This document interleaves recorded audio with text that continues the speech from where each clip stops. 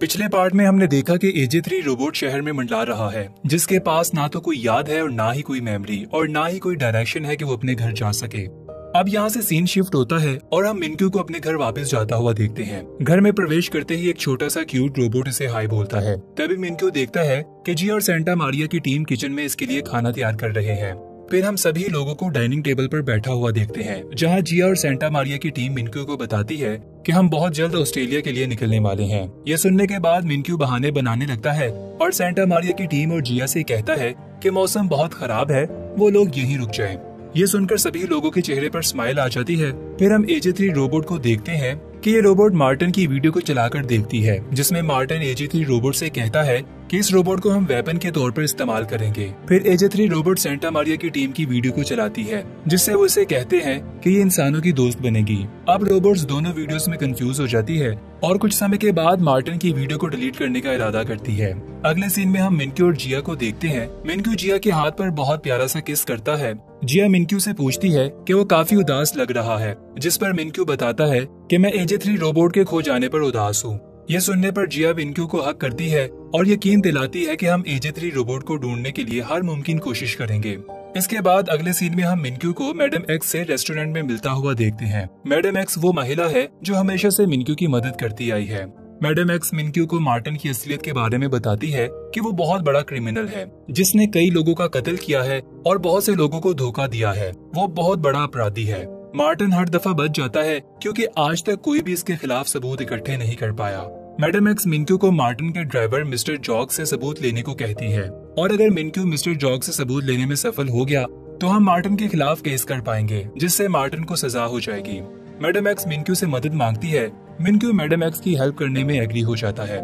अगले सीन में हम देखते हैं कि जिनबे और मिनक्यू मिस्टर जॉन्ग को सबूत देने के लिए कन्विंस करने लगते हैं। मिनक्यू मिस्टर जॉन्ग को बताता है कि अगर वो सबूत हमारे हवाले कर देंगे तो इससे बहुत से लोगों का भला हो जाएगा और बहुत सारे लोगों को इंसाफ मिलेगा। साथ ही मिनक्यू मिस्टर जॉन्ग को ये भी बताता है कि आपको किसी से डरने की जरूरत नहीं है, क्योंकि इंटरपोल वाले आपकी हिफाजत का जिम्मा लेंगे। ये सारी बातें सुनने के बाद आखिरकार मिस्टर जॉन्ग सबूत देने को राजी हो जाता है और जिनबे वो सबूत लेकर पुलिस के हवाले कर देता है।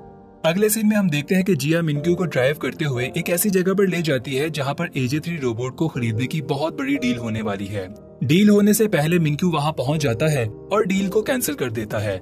लेकिन जैसे ही मिनक्यू को ये पता चलता है कि AJ3 रोबोट खो चुकी है, मिनक्यू सेंटा मारिया की टीम को कॉल करके AJ3 रोबोट के गुम होने की जानकारी दे देता है। अगले सीन में हम मार्टिन और इसके आदमी को बहुत ही निराश देखते हैं, क्योंकि रोबोट की डील कैंसिल हो चुकी है और मार्टिन अपने आदमी को AJ3 रोबोट ढूंढने में लगा देता है और साथ ही इन्हें ये भी ऑर्डर देता है कि रोबोट मिलते ही इसकी सारी रिकॉर्डिंग को डिलीट कर दिया जाए, ताकि इसके खिलाफ कोई भी सबूत इकट्ठे ना हो सके। फिर हम AJ3 रोबोट को सिटी में घूमता हुआ देखते हैं। AJ3 रोबोट वापस घर जाने का रास्ता ढूंढ रही होती है। तभी रोबोट एक बेंच पर बैठ जाती है, जिसके साथ एक भिखारी बैठा होता है। AJ3 रोबोट इस गरीब आदमी से बात करने की कोशिश करती है, जिस पर वो आदमी काफी बुरा रिस्पॉन्स देता है, लेकिन कुछ समय में दोनों में दोस्ती भी हो जाती है। AJ3 रोबोट इस भिखारी को बताती है कि इसे अपने घर जाना है। भिखारी बड़ा दिल दिखाते हुए इसे अपना कार्ड दे देता है ताकि वो अपने घर तक जा सके। अगले सीन में हम सेंटा मारिया की टीम को शहर के CCTV फुटेज की जांच पड़ताल करते हुए देखते हैं, ताकि AJ3 रोबोट का पता लगाया जा सके। दूसरी ओर हम जिया और मिनक्यू को शहर की सड़कों पर AJ3 रोबोट को ढूंढता हुआ देखते हैं। फिर हम देखते हैं कि मार्टिन के लोग AJ3 रोबोट की लोकेशन का पता लगा लेते हैं, जो कि इस समय एक कंप्यूटर शॉप में होती है। रोबोट कंप्यूटर शॉप में कंप्यूटर के द्वारा मिनक्यू के घर का एड्रेस निकाल लेती है और फौरन बस में बैठ जाती है। कुछ समय के बाद मार्टिन के लोग भी इस शॉप पर पहुंच जाते हैं और जिस कंप्यूटर को रोबोट ने यूज किया वहां से मिनक्यू का एड्रेस नोट कर लेते हैं और मार्टिन के असिस्टेंट को कॉल मिलाकर AJ3 रोबोट की लोकेशन का बता देते हैं कि वो इस टाइम कहां पर सफर करने वाली है। अगले सीन में हम AJ3 रोबोट को सड़क पर पैदल चलता हुआ देखते हैं, जो मिनक्यू के घर के करीब पहुंचने वाली है। तभी अचानक वैन में 2 अजनबी लोग आते हैं, जो रोबोट को बताते हैं कि हम तुम्हारे रिश्तेदार हैं। दरअसल वो मार्टिन के लोग होते हैं। तभी मार्टिन का असिस्टेंट भी वहां पर आ जाता है।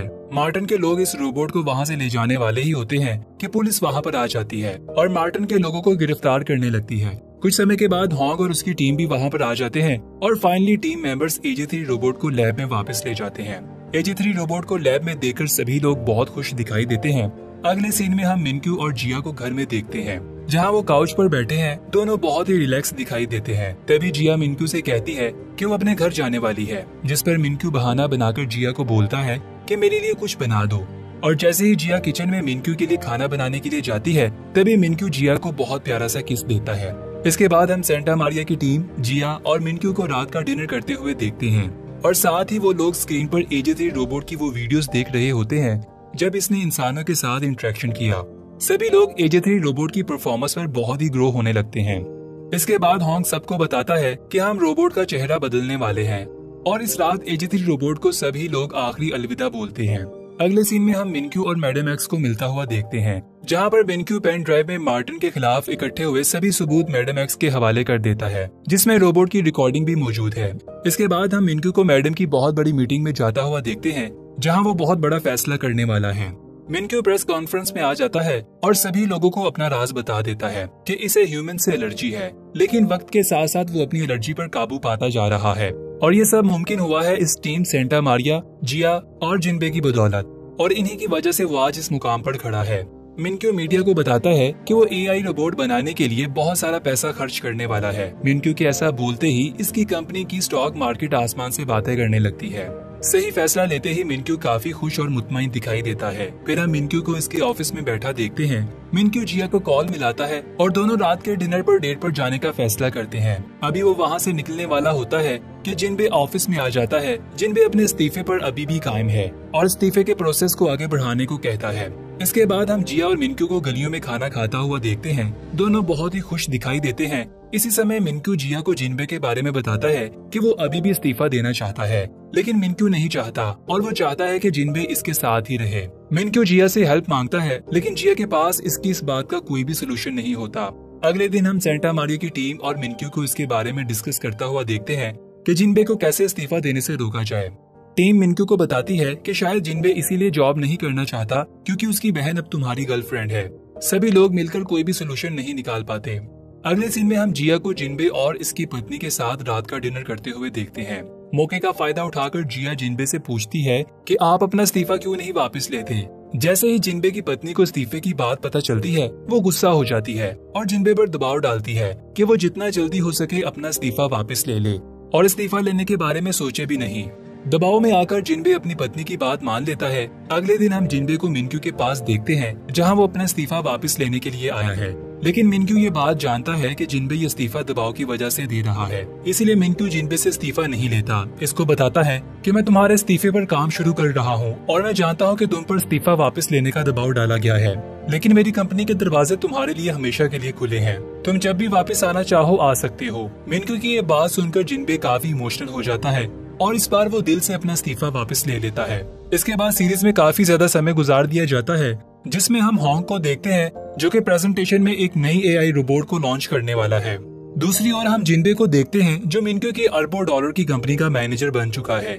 काम से फ्री होने के बाद जिनबे अपनी पत्नी के साथ मिनक्यू के घर के लिए निकलता है। सेंटा मारिया टीम के बाकी मेंबर्स भी मिनक्यू के घर के लिए निकलते हुए दिखाई देते हैं। दूसरी ओर हम जिया को देखते हैं जो अपनी कंपनी के बनाए हुए सुंदर लैंप इंटरनेशनल कंपनी को दिखा रही है। लैंप्स देखकर वो बहुत ज्यादा इम्प्रेस हो जाते हैं और डील डन हो जाती है। डील करने के बाद जिया मिनक्यू के घर की ओर निकलती है। अगले सीन में हम जिया को मिनक्यू के घर के गेट के बाहर खड़ा देखते हैं। तभी वहाँ पर बस में से एक फौजी उतरता है। जिया इस फौजी को देखकर काफी ज्यादा खुश दिखाई देती है। तो दोस्तों वो फौजी कोई और नहीं बल्कि मिनक्यू होता है, जो काफी समय बाद जिया से मिलकर काफी खुश नजर आता है। दोनों अपने घर में एंटर हो जाते हैं, लेकिन बीच रास्ते में जिया का पाँव फिसलता है और मिनक्यू इसे फौरन संभाल लेता है और संभालते ही हम दोनों के बीच में बहुत ही रोमांटिक किस देखते हैं। इस खूबसूरत लम्हे के बाद दोनों घर की ओर जाते हुए दिखाई देते हैं, जहाँ सभी लोग इनका इंतजार कर रहे हैं और इसी के साथ ये प्यार भरी रोमांटिक सीरीज अपने अंत को पहुँचती है। तो दोस्तों आशा करते हैं कि आपको ये सीरीज बहुत पसंद आई होगी। अगर आप ऐसी और कमाल की रोमांटिक सीरीज देखना चाहते हैं तो कमेंट बॉक्स में जरूर बताइएगा। मिलते हैं एक और कमाल की नई सीरीज और फिल्म के साथ, तब तक के लिए बाय बाय।